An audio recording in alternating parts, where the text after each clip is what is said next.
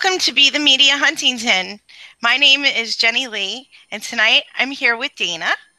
Hello, guys. Lisa. Hi, guys. And Lori. Cheers.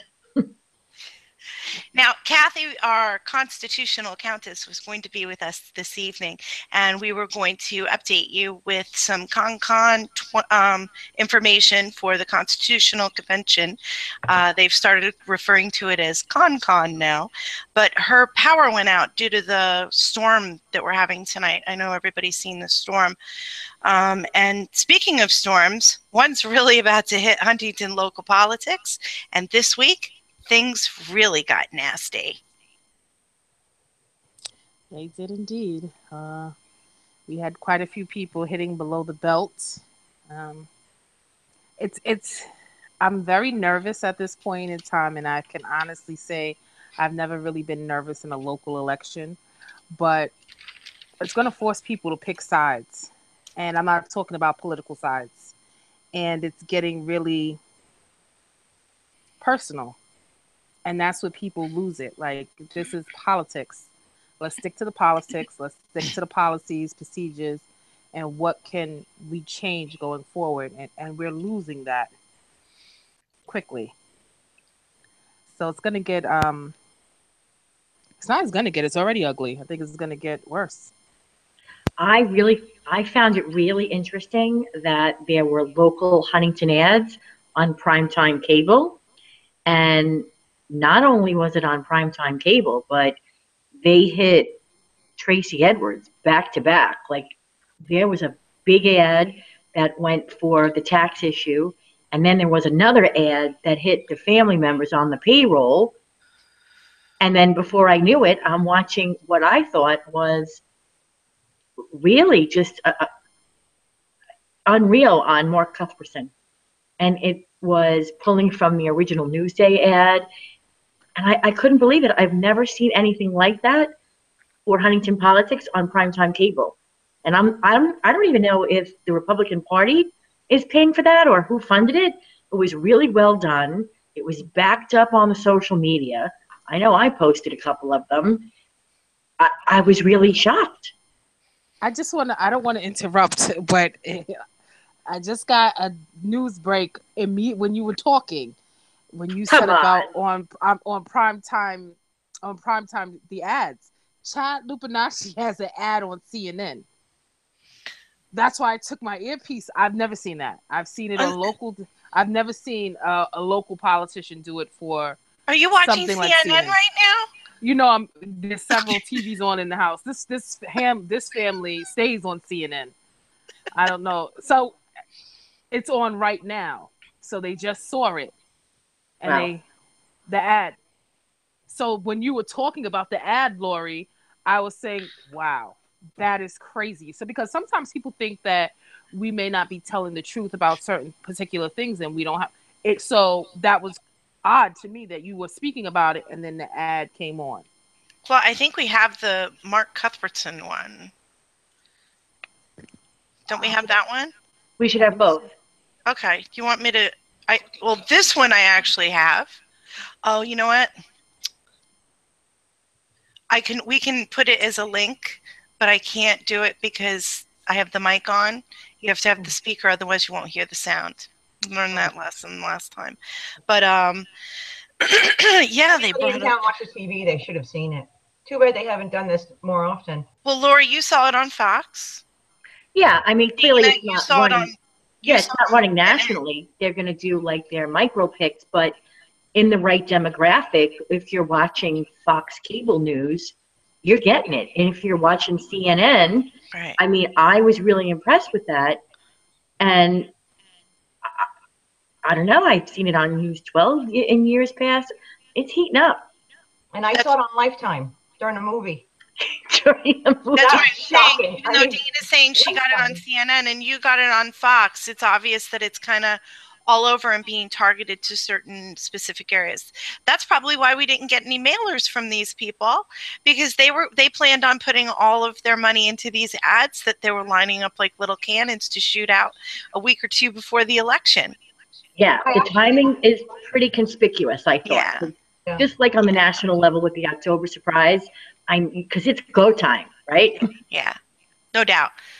Even this week, I got a lot less flyers than I normally do. I topped out with 13 last week.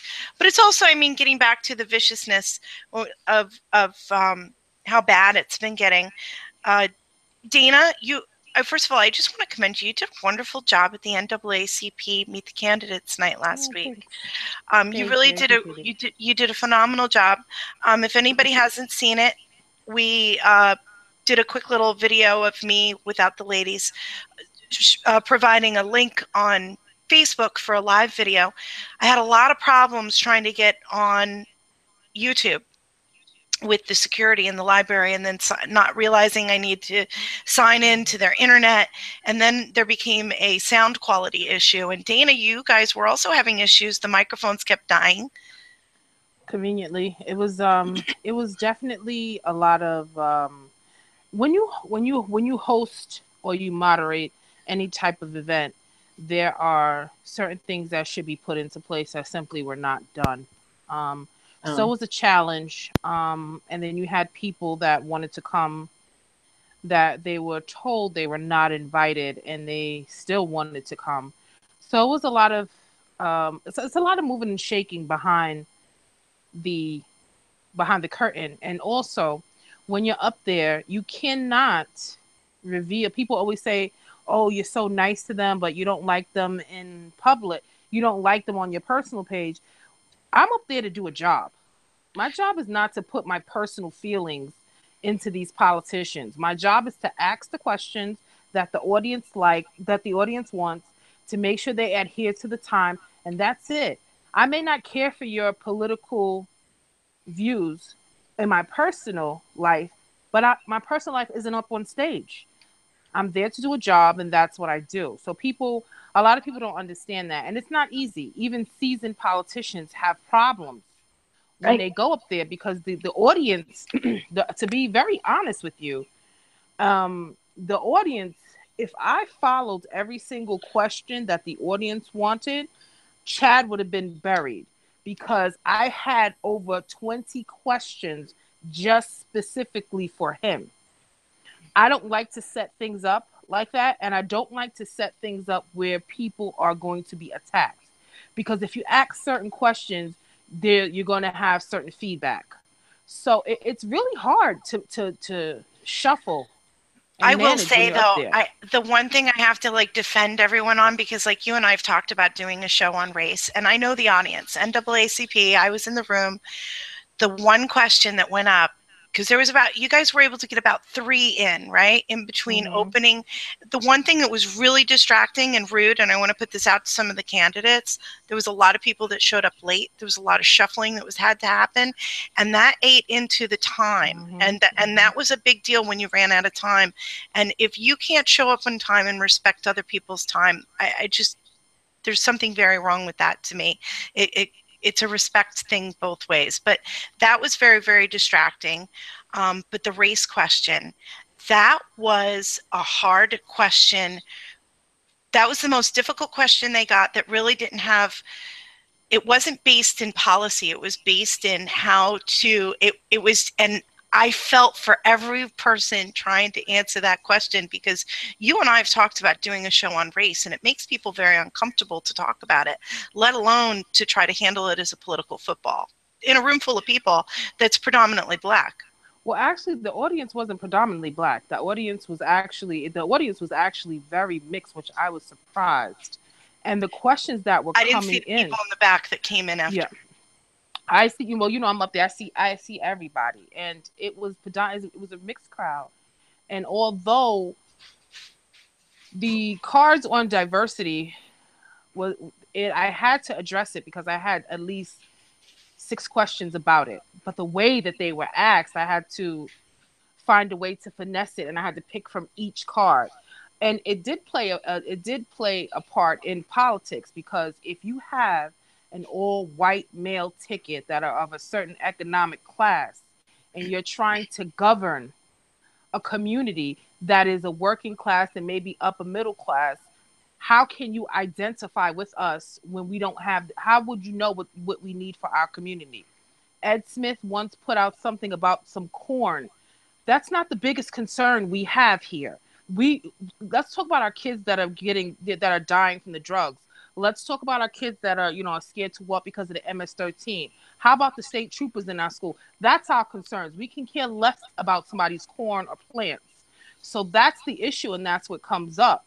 And also, a lot of Latinos wanted me to add, specifically the Republicans, their thoughts on immigration and Trump's policy as far as the Latinos go. Now, all of us here, if we're going to be honest, that's a question to set up for a very uncomfortable situation. But what I did say after the candidates answered the question, I thank the candidates, and I also thank the audience, because everyone was respectful. You did, and I'm saying it was a hard question, and I think the way that it was framed, because I felt bad, because in a way I felt bad for mostly the Republican ticket, because it was being brought up that they weren't being put on a diverse ticket with and it all really comes back a lot to Jennifer Thompson. I think a lot of us really felt she should have been on the ticket, but I hope in that moment that what all those men got up there is, when this is all said and done and this election is over, I hope they take a hard look at their leadership who set that up for them. Because that really, to me, as I was listening to the answers come back about that and about it being about a ticket, it's the leadership that picks the ticket. Yes, they accept to be there. That's why I didn't feel so bad. They accepted the nomination to be on the ticket. But it's the leadership that's going to continue to do this forever until it's dealt with. And I hope that when this election is over, and I'm speaking directly to them, if they're listening, they need to fix the leadership within their party, or this will continually haunt the Huntington GOP party forever. And it goes back to the cross endorsements too. Oh yeah, 100%. I mean, so I don't want to confuse it with Dom Spada, but the Spoda ads that are running, which highlight the cross endorsements, show how there was absolutely no way to get anybody else on the ticket. It was an insurance policy. The cross endorsement process to eliminate anybody other than who they wanted. And you're exactly right, Jenny. That's the mechanism by which there is no inclusion. No inclusion for most women, for those that are in a different socioeconomic background, perhaps race, perhaps immigration status, a whole slew of things. But you're right. I mean, shit, if we can't get half of our population, which is female, on a ticket, you wonder why we struggle with everything else. It's very true. And people, and it's not because we're women, it's predominantly ruled by white males who are attorneys. And I'm talking about politics in general, not necessarily other things. We're here to talk about the politics of it. And that's also what scares me with the whole Constitutional Convention, because that's going to be ruled by insiders too, that are just looking to pad their own pocketbooks. And it's also alarming. Well, I always know who I'm talking to when I speak about diversity, and the person automatically jumps to race. That allows me to know your mind frame. Diversity is not designated to one specific thing. It can be your race, your religion, your sexuality. It could be your gender. It could be your race. It's so many different things. So you need to have a ticket that represents that. And if you have all males, all whites, all wealthy, where's the diversity? I totally agree with that. The leader, you should be represented.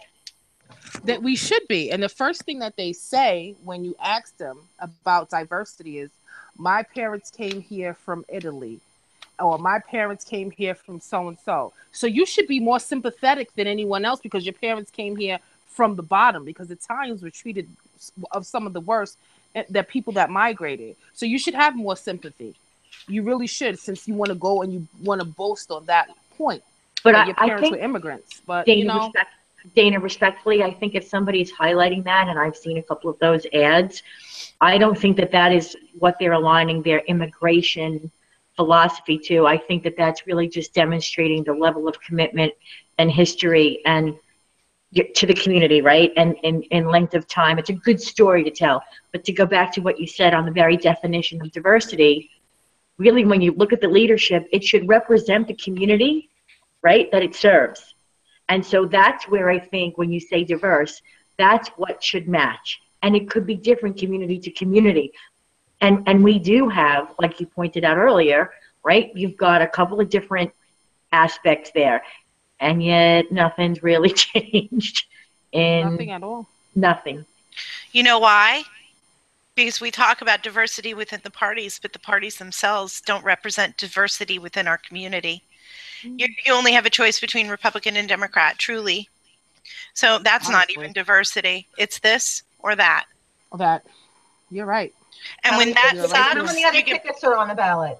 And those people are ignored, and you have certain events that have their rules and you have to be backed by a major party. That's just so status quo, and that's not really. I agree with that. Not really either. No, What's the point of the Green Party? I don't agree with that at all. If you're not backed by a major party, you could be backed by the Green Party and still be invited, but you cannot be somebody who that's just the in. rules. That's just the rules for the NAACP, for who you guys said would be at your debate. Every organization gets to set their own rules. Yeah. And that's just the way it is. I may not agree with the rules, and then I don't become a member. That's also, freedom of choice. Or I don't go. And that's what living in a free country is about. And that's why we have so many different organizations. That's why we're doing what we're doing here. To be able to bring people a different kind of viewpoint that, we're really fulfilling something that just isn't happening in the town. There's no one bringing this stuff into light. So that's important too. There's that whole diversity in thought, the diversity of thought. That's what's so beautiful about this country, that we can all come together and have different opinions and agree until we get on social media.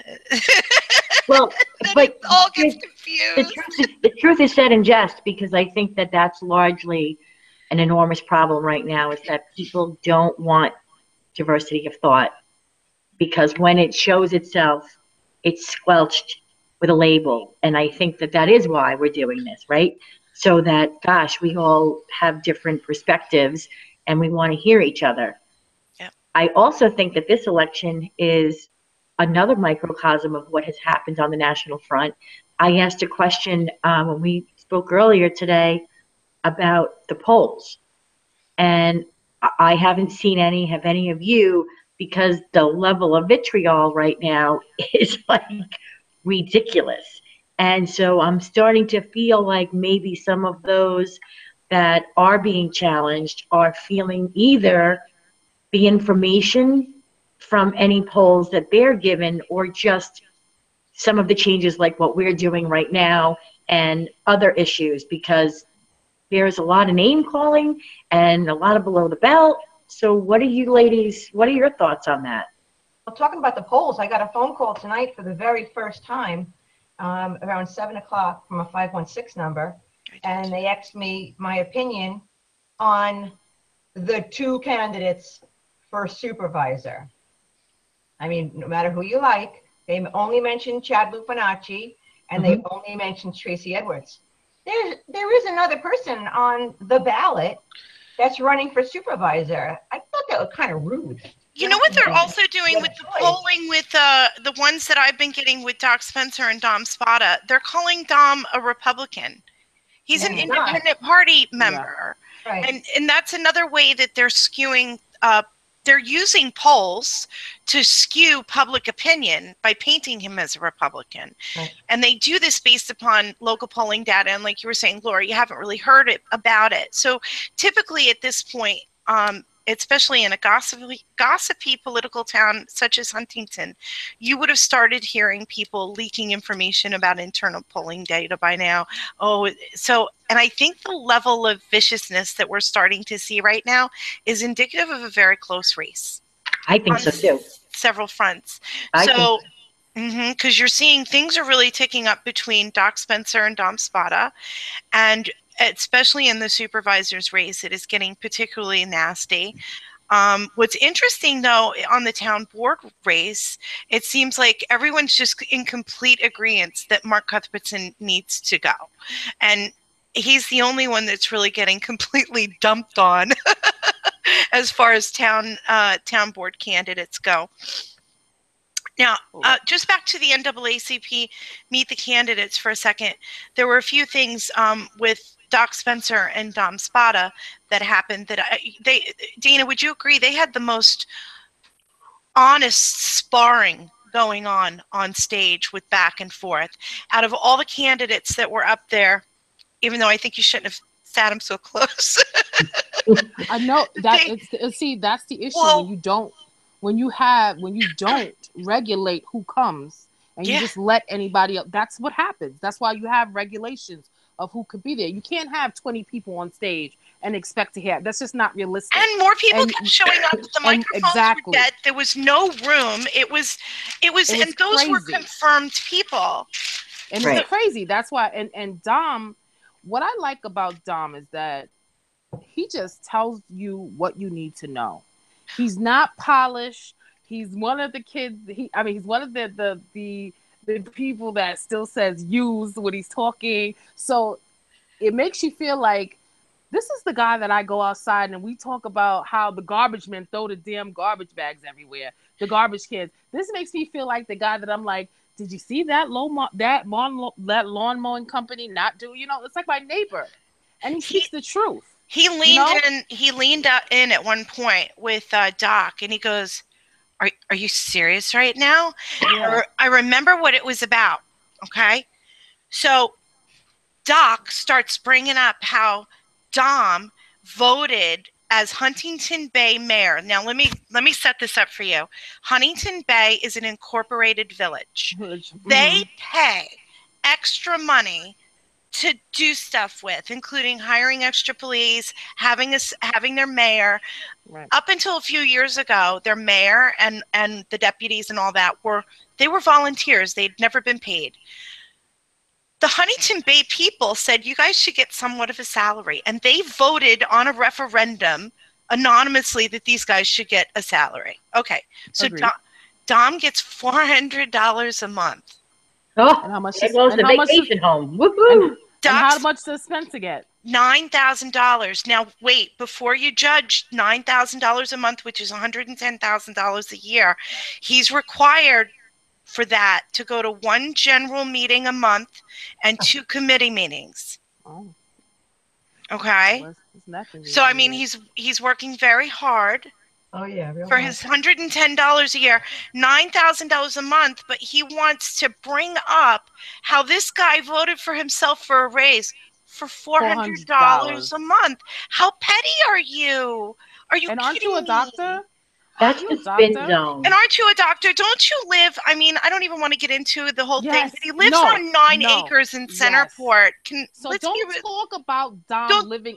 That irritated me when he said, go back to Huntington Bay, because that's when you have to maintain composure. I wanted to say, where do you live?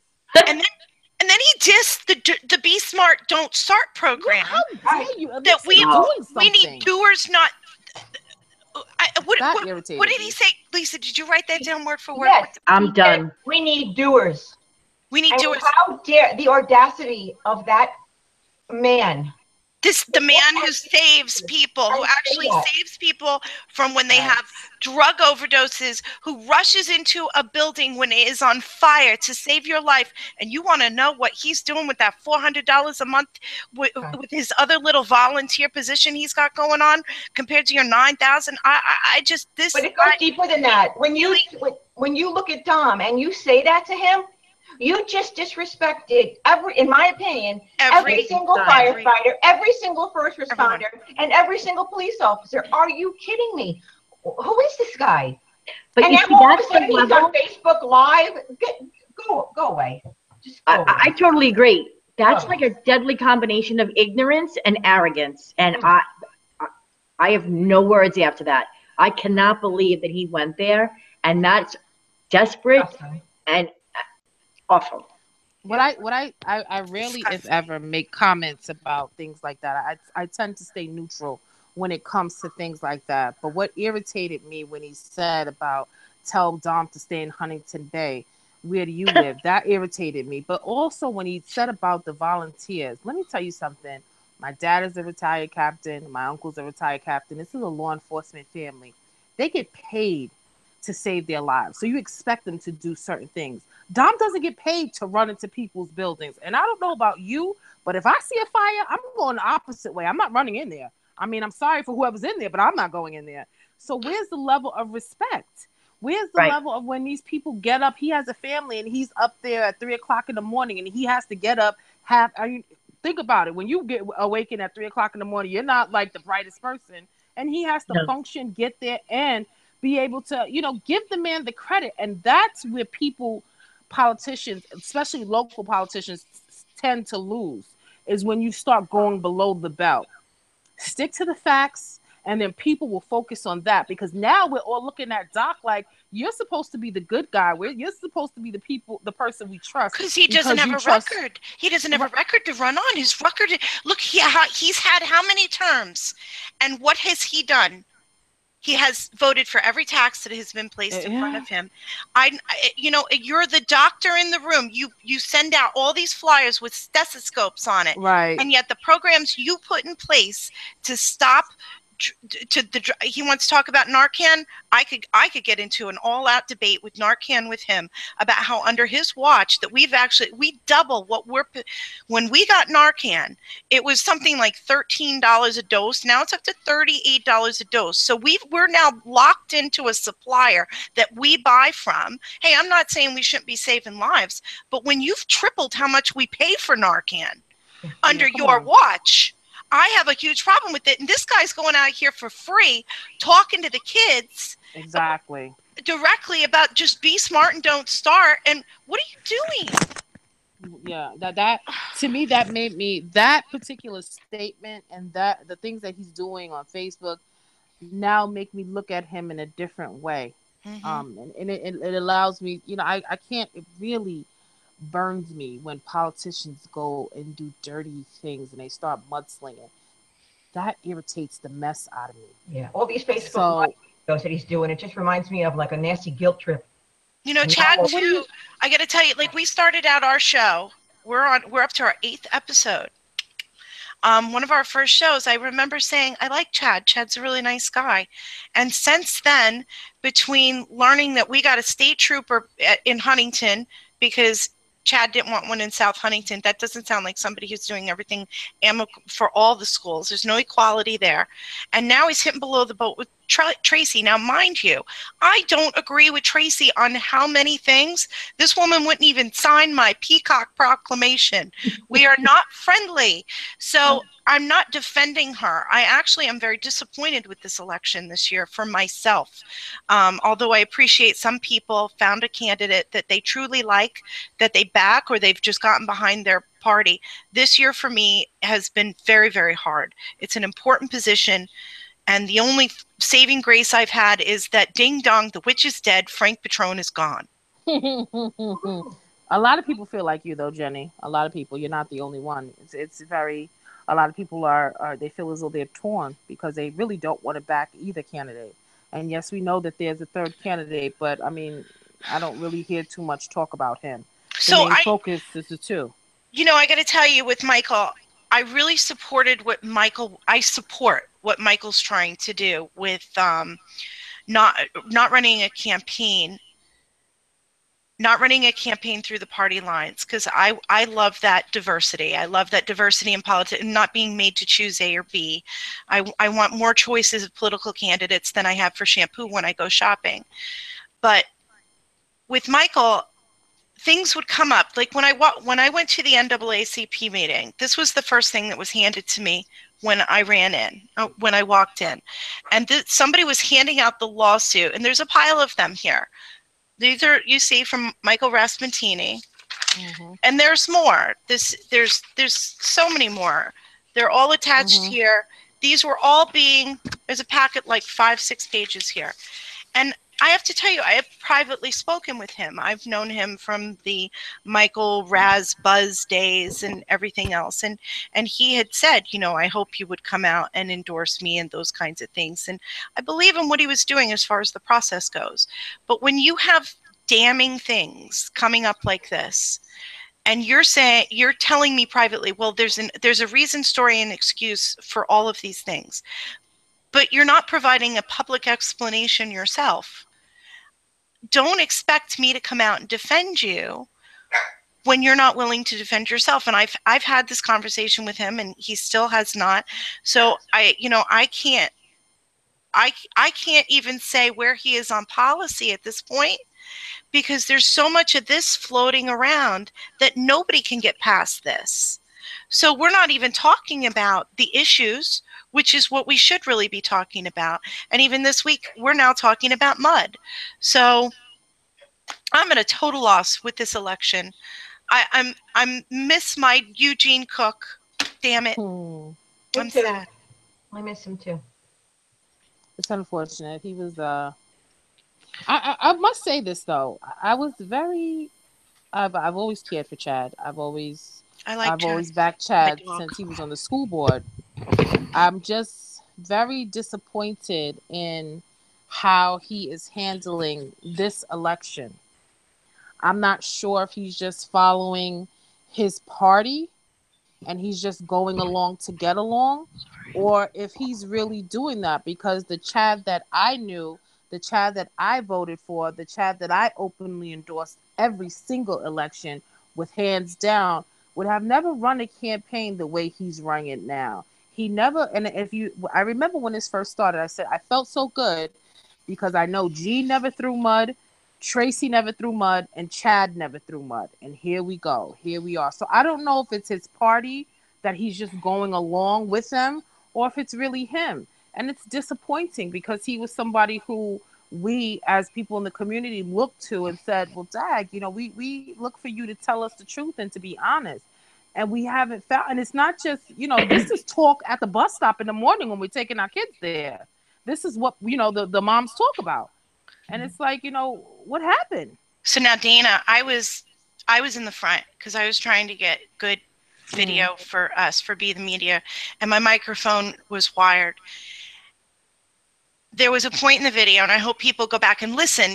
I think the sound quality actually forces you to listen and actually hear, because you have to strain to hear it a little, but that's not a bad thing.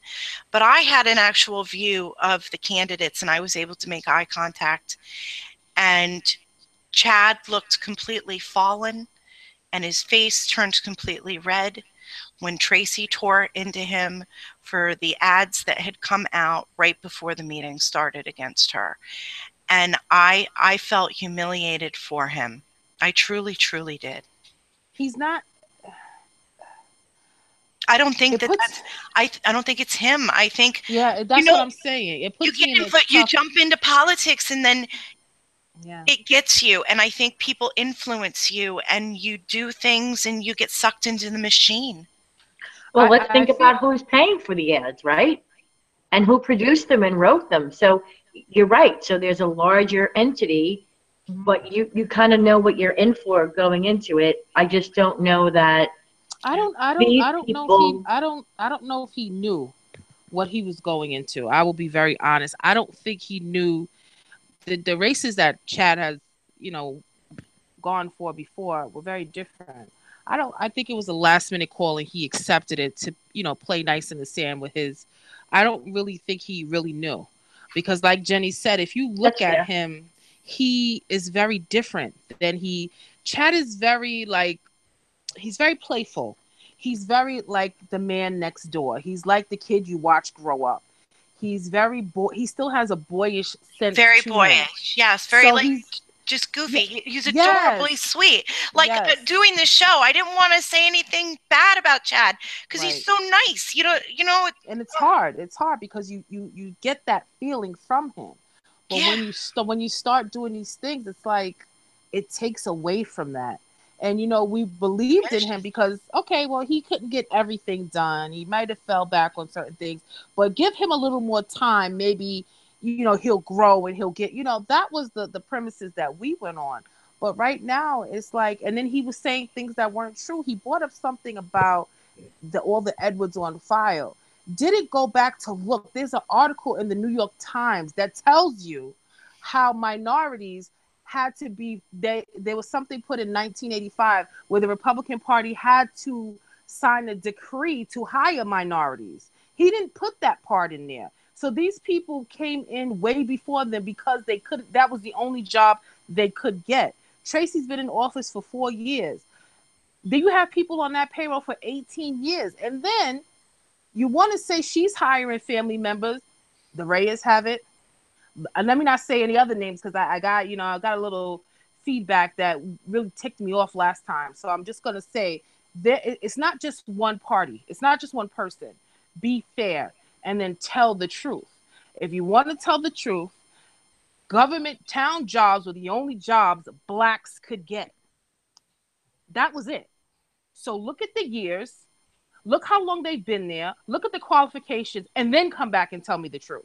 Well, Tracy's mom has been around for a long time, so for donkey years. So if you want to talk about anybody bringing, because you talk about a payroll, then it was probably Dee. Way before. And they're very different. Tracy got there. Very different. They're very before different. She got there, so yeah. So you have to be honest, and I feel after the meet the candidates this time that the one that we just have the League of Women vote, I felt for him. I felt for Chad, but at the same token, like you said, Jenny.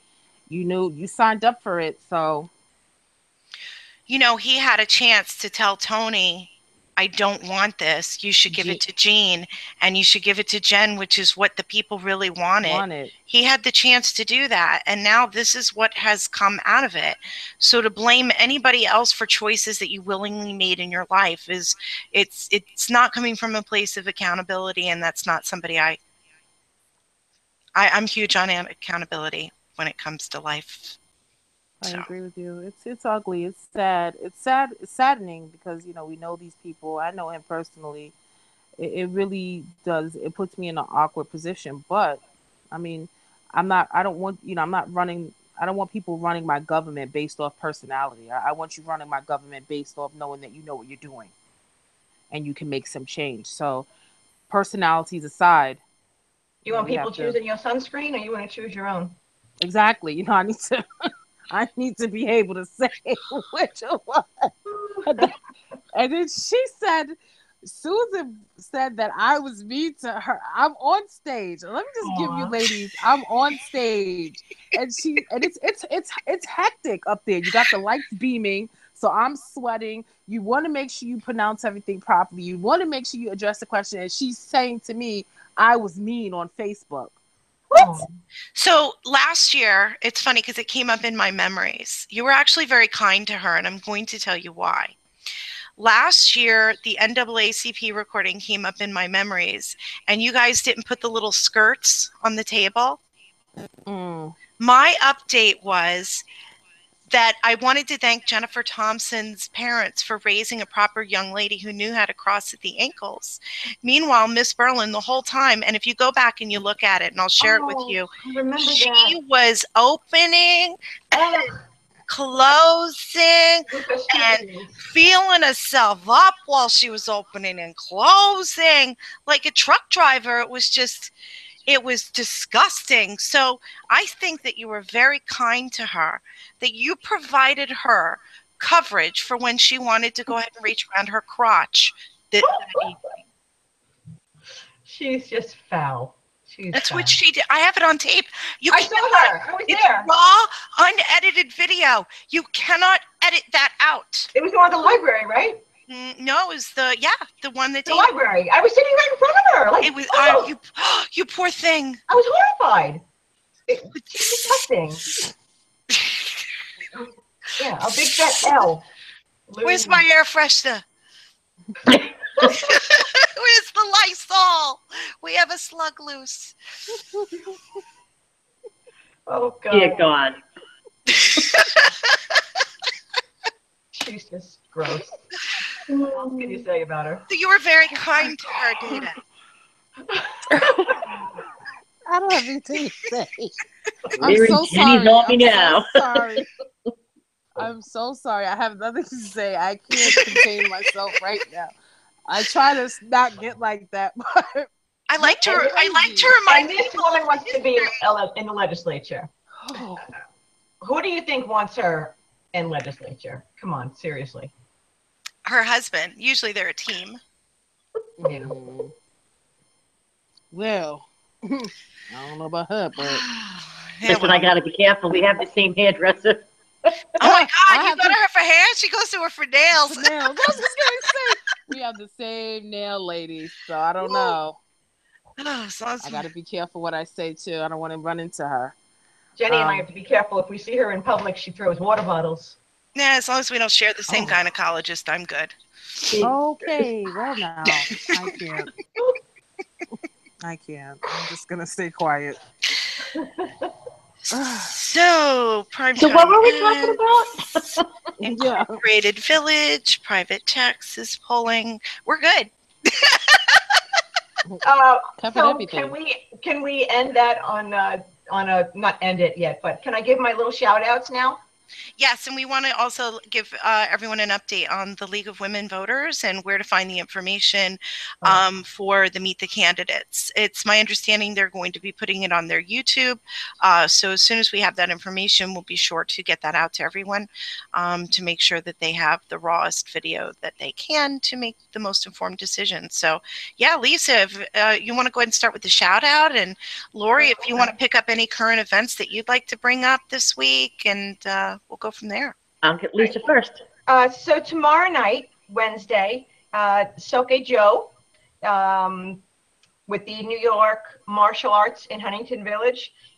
They are having an event tomorrow night called the Women's Self-Defense and Stress Release Class for the Long Island Coalition Against Bullying. It's 7 p.m. and there's a suggested donation of $25. And Lori and I from Be the Media Huntington are going to be down there. So hope anybody else can make it. If you want to give him a call, his phone number is 631-549-9612. And another quick shout out. My son made some designs for himself, and we needed to get that onto a shirt because he's got a tournament coming up this weekend in Georgia. So I put a post on Huntington Matters, and I got some feedback, and I went to Distinct Tees. It is in East Northport on Lockfield Road, 502, I believe it was. Here's the business card. Distinct Tees. They were amazing. They did my son's work, transferred on their computer, made these huge printouts, put it on the dry fit shirts. His name is Solon Goldberg. Amazing. 516-361-8653. And we didn't get paid to say that. I just wanted to give them a shout out because their work was awesome.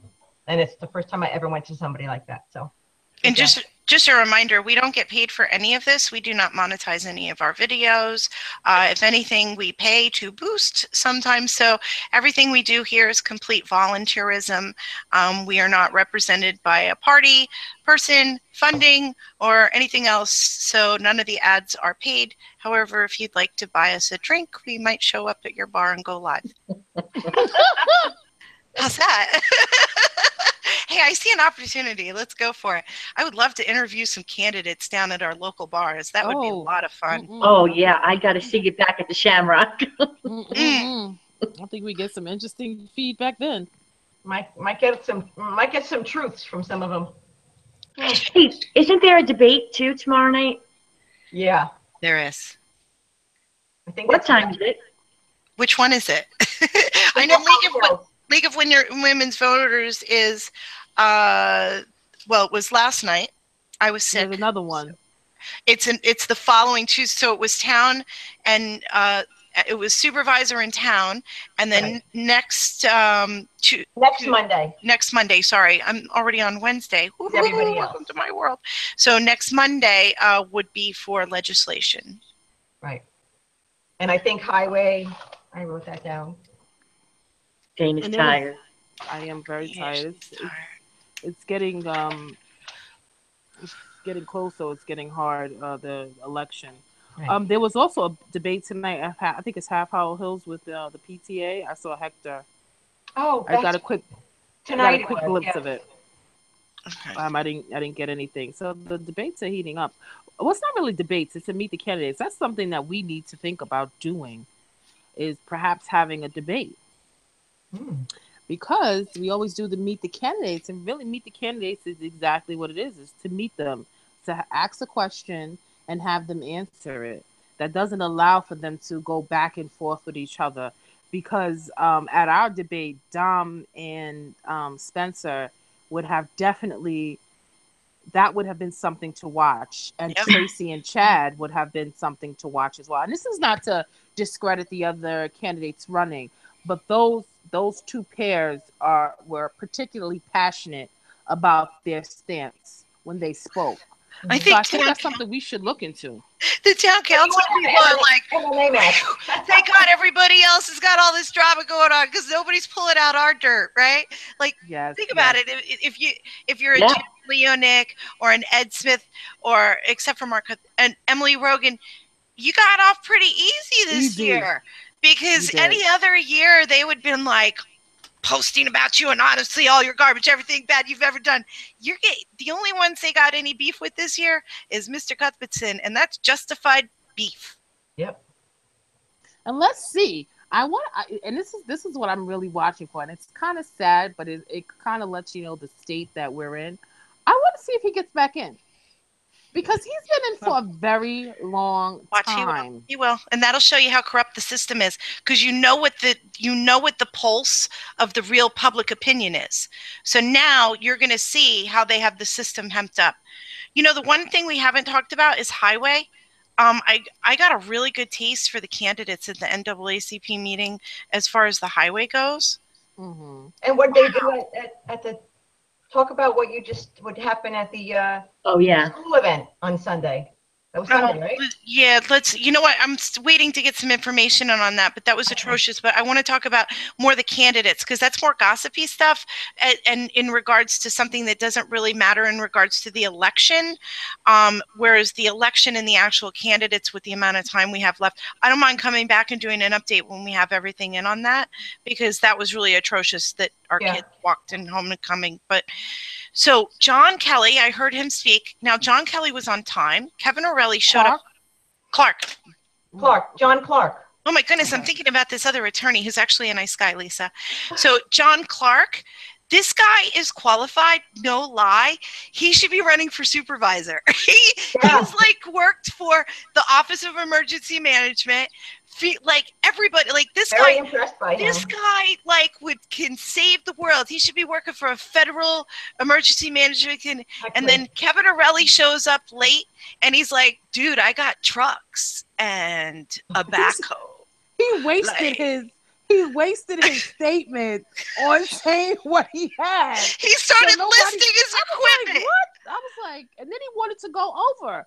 I was like, how foolish are you to waste your time on that?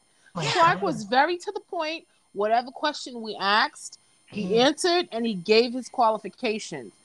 You got a thumbs up in my book for that. And Kevin O'Reilly ran over on his time twice after being warned the first time. He was the one that initially got you. You were like, they're going to kick us out of the library. You got to pick up the pace here. But I was blown away. Like, this guy comes out and he goes, I am the most qualified person to run for any person in town. It's true. You know, I'm just here to be a straight shooter. He was awesome. And then Kevin O'Reilly is like, I like trucks. Yeah. I got a truck. I got a red truck. I got a blue backhoe. It was very. And I got a trailer. It was interesting. It was interesting what he chose to use in his statement, which was a complete waste of time because nobody heard It's bad enough you came in late, and then nobody really got a chance to hear what he had to say. And then he gave false information. It said the poor man had a bar. He was like, I owned the building. He said, but I think it has a bar in it. Wait a minute. Oh my God. What does that have to do with anything? And guess who had the biggest bar in the building that this guy owned? The current highway supervisor, Mr. Pete Gunther. So really, what type of argument was he trying to make with you own a bar? No, I own a building with a bar in it. And the guy who owns the bar, he's the guy who we're both running for his position right now. It was mind-blowing. So, and this was my first experience of actually, I've had a lot of people tell me, oh, well, you know, Kevin has so much experience of actually doing it. That's not what I saw at the candidates night. Me neither. Whoa. He had no information. Right. I was like, nothing. I would never vote for you. I don't even know what you're talking about. Right. He got 2 trucks. My neighbor has 2 trucks. I'm not voting for him. My husband has trucks. I'm not voting for him. Exactly. I was like, what are you talking about? That was true. That was very true. And yeah, does anybody have any information on the candidates running for the 17th district and taking over that ghost Lou DeMara? I know that position nobody cares about ever. Ever. I feel so lonely and left out. Nobody ever cares about this district. I told you I got this one guy, Jim something. Tom Donnelly? Yeah, Tom Donnelly says he's a fireman. I don't know if he's a Democrat or Republican. I don't know what he is. I'm assuming he's running for the 17th district because it said legislature. And then I found one sign on my street that says Michael Triola, Michael T something. Oh, I saw that. I got him too long. I got that too. This is. I never got a mailing from him. Sheriff. Who's that? That's that Errol Toolin for the Suffolk County Sheriff. Oh yeah, that's right. He's the guy that I pointed out in his. He's still got that military suit on. But I don't know who's running in my legislature. My district. I've never met them. I only barely see their names now. I have no idea who they are. I don't even know what that guy Michael looks like. I could have run into him at Best Market. I don't even know who he is. This is legit my first Chad Lupinacci town supervisor flyer. I got two of them. What did you guys get? I got Simpson, Burnshurst, Cuthbertson. Yeah. This other fireman guy who I don't know who he really is, and two Chads. No, 3 Chads. Oh crap, 4 Chads. 4 Chads. I got a double and 2 other ones. I think they just send them to whatever registered voters because my dad and mom got one for Chad. And my children's father has one for Chad, and they're all Democrats. They send them on a list. I was like, why? And then the one Republican that's in the House got nothing. Got nothing. They don't give me anything.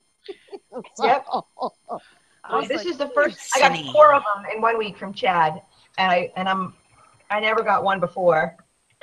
And then I got another toilet paper. I mean, Mark Cuthbertson one. I feel bad for Mark though. No, I don't feel bad for Mark. I don't either. I don't. They're going hard after him so bad. I was like, just give it up. Do you realize like, people say point out the corruption, this and that.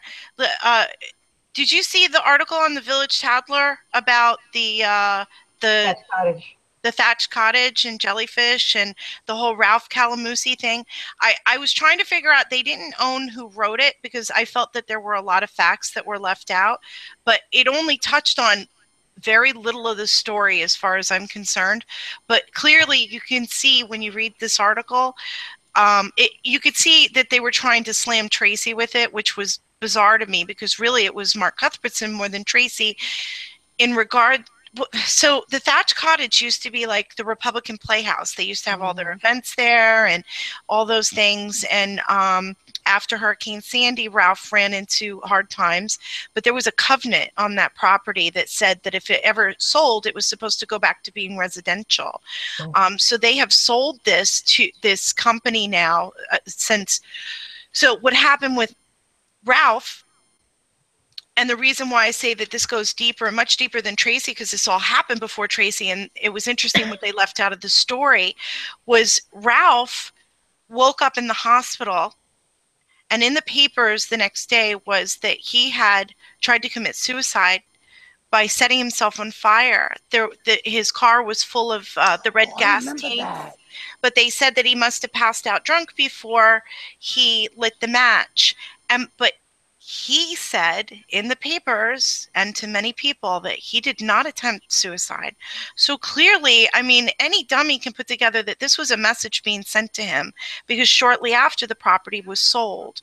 Now the property has been sold, and I'll link the article if you guys want, to a company that has worked with CVS's and 7-Elevens. And as we all know, there's a 7-Eleven they're trying to push through on that corner. But if you look back at that whole circle of influence that Mark Cuthbertson was in the paper with Gary Melius and all of them, it all goes back to bankruptcies, receiverships, and all that stuff. There's so many things that are left out of that story. Ralph Calamusi, his sister's Janet Rinker. She works at Town Hall. There's so many things here that you could literally write a novel about. So them trying to put that article and say, well, this is all Tracy's fault. No, this goes so much deeper. This goes into the circle of influence with Mark Cuthbertson, and he doesn't just need to be not voted in. People need to come in and they need to really investigate him seriously and have him put away for egregious crimes that he's committed in regards to taking property from people, using his position of power to his own financial benefit, not just in this town, but many towns. There's another article, if you go to the Huntingtonian and look for it, it's called Politics Prove Lucrative for Cuthbertson. That's an article I think everybody should read to see how he's not just a political player in Huntington. He's a political main player in Suffolk with part of the local Suffolk deep state. He's that deep in. Yeah, imagine if he had access to uranium. Well, remember, he's also true story. He's had access to a lot of Uranus. I'm one of them. They crawl up people's with a fine-tooth comb, and they use ticketing and everything else to help quell political discourse or people who don't agree with them.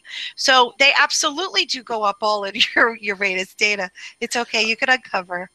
I can't say it. I just have to cover my face, because I don't want to take away from the seriousness of what you're saying, but I can't help but laugh. She said uranium. It rhymed with Uranus. It's the comedian in me. It couldn't help it. Sorry. Listen, the whole social media thing, for me, is the common thread, like what we're doing now, to finally expose all of the quid quo pro. If you had the quid, you didn't have the pro. But you see what's happening now, just going back to that article, there's so many dots to connect that you do need diagrams. But the footprint of social media, I think, is really changing all of this, because it's now finally going to catch up. And I believe it's going to be the sunlight that we really need on all the disease to clear it up. Because I think slowly but surely the truth is coming out. I agree with you on that. I agree. Social media plays a key role in today's politics, hands 100%. Down. And it allows, because we're not really censored. And that's good. Thank God. Journalists are censored. People that are anchors are censored. We're not censored. So that's something good, because the people can actually say, hey, no, that's not really how it happened. That's not what went down. They're beholden to advertisers. They're beholden to stockholders. They're beholden to corporate shares. And that's why one of the first things that I said when we started this is we will not take any money. The minute we do, it's going to, we are corruptible either way. Even if we feel that we're doing it for good, it's becoming corruptible. There's a very fine line, right? So, Dana, you're really big on facts. Dana, I hear you say it all the time. Jenny, you just said it. Lisa, you say it. And it's what everybody wants. But there is that fine line between when people start to tell and instead they sell. So you know, people are kind of feeling like I got to position myself or I'm going to get positioned. And that's where people fall into this gray spot and they cross this imaginary line. And then the facts begin to erode. If you can successfully position yourself, and everybody wants to, right? You want to put the facts in the best light. You got to maintain that fine line, and that's integrity. Yes. Yes. Yep. Yes. Sometimes those facts are ugly, though, and you have to present them still. Yeah, even That's if they're exactly ugly. right. Even when they are ugly, I agree wholeheartedly with that. Yeah. I would rather the hard facts than a pretty lie. Sorry. Can I ask you guys a question that has nothing to do with politics? Okay. Well, of course. Do you hear the rain right now? Yes. Mm-hmm. It is so horrible. And I've got so much water in my basement. Oh my God. Oh. You got to go. It is so, it's just coming down and coming down. You're having anxiety? Let's go ahead and close up the show then, Yeah. so that you can go bail yourself out. I'm sorry. Terrible. Yeah. I've got a shop vac filled and I can't lift it to get it. All right, we'll see. Maybe we can get somebody to go over and help Lisa. Just ping her. She needs someone to help suck her out. Okay, so Be the Media is normally on Tuesdays from 9:45. The girls finally got into the swing of having a normal routine.